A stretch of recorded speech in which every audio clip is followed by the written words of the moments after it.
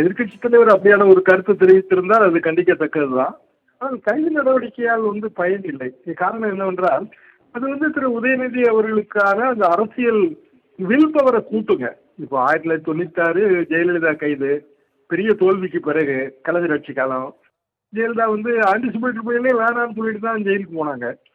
மீண்டும் அதிமுக வலிமை பெற்றது. 2001 கலைஞர் கைது ஜெயலலிதா ஆட்சியில. மீண்டும் திமுக வலிமை பெற்றது.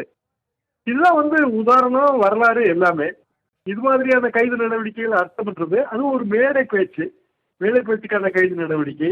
எல்லாம் போக நீதிமன்றம் இதில் தலையிட்டு இருக்கிறது. வரைக்கும் கைது நடவடிக்கை கூடாது என்று நீதியரசர் இளந்திரையன் கூறியிருக்கிறார். அப்படியான நிலைமையில் போலீசார் கைது செய்திருப்பது என்பது லஞ்ச் மோஷன்ல வருகிற பெட்டிஷனின் போது நீதியரசர் கடும் கண்டனம் தெரிவிப்பார். எனவே தஞ்சாவூர் கொண்டு செல்ல முடியுமா என்பதெல்லாம் கூட பெரிய அளவுக்கு சந்தேகம்.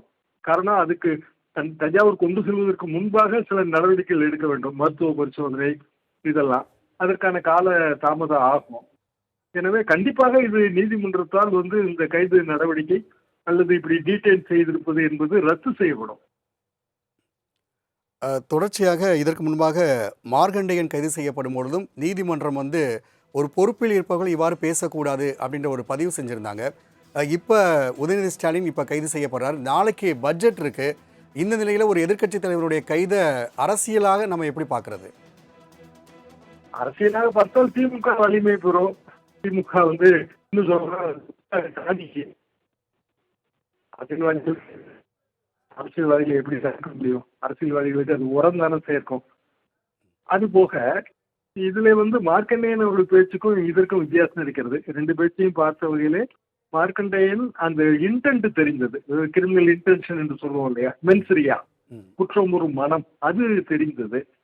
ஆனால் உதயநிதி பேச்சு கூட்டத்திலிருந்து சிலர் கூறுவதற்கு அவருடைய ரியாக்ஷன் மாதிரி தான் எனக்கு அப்படிதான் பட்டது.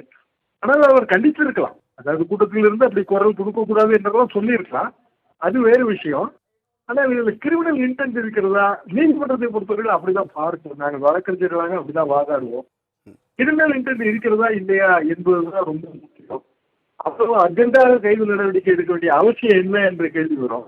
அப்படி என்றால் அரசியல் ரீதியாக பட்ஜெட் கூட்டத்தொடர், எதிர்கட்சி தலைவரின் பணிகளை முடக்க சதி, இப்படிதான் வரும். பட்ஜெட் கூட்டத்தொடர் ஆரம்பத்திலேயே பெரிய குழப்பத்தோடு ஆரம்பிக்கும். இதையெல்லாம் தவிர்த்திருக்கலாம், தாவேக்கா அரசு தவிர்த்திருக்கலாம்.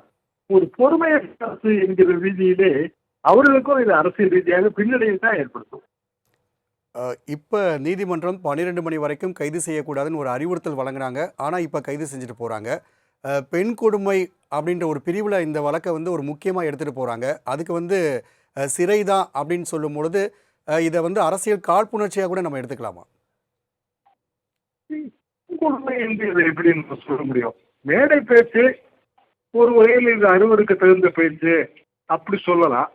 அப்படி சொல்லும் போது யாருக்கு இதுல அறுவருக்கு தகுந்த பேச்சு என்கிற மென்டல் அப்ஜெக்ஷன் வரும் என்றால், யார் பெயரை கூட்டத்தினர் சொன்னார்களோ அவர்களுக்கு தான் வரும். இதுல அரசு ரீதியான நடவடிக்கை அல்லது தாவேக்காவை ஒட்டுமொத்தமாக இழிவுபடுத்தினார், பெண்களை எல்லாரையும் ஒட்டுமொத்தமாக இழிவுபடுத்தினார் அப்படியான குற்றச்சாட்டு இதுல எடுபடாது. அதனால்தான் நீதிமன்றம் அந்த கைது நடவடிக்கை 12 மணி வரைக்கும் கூடாது என்று சொல்லியிருக்கிறது. அல்லது முதலிலேயே பெட்டிஷன் டிஸ்மிஸ் ஆகியிருக்கும். எனவே நீதிமன்றம் ஏதோ ஒரு அப்பாரண்ட் ரீசன் இருக்கிறது என்று அவர்கள் உணர்ந்திருக்கிறார்கள். தொலைபேசி வாயிலும் உங்களுடைய கருத்துக்களை பதிவு செய்தமைக்கு நன்றி திரு தராசு ஷியாம்.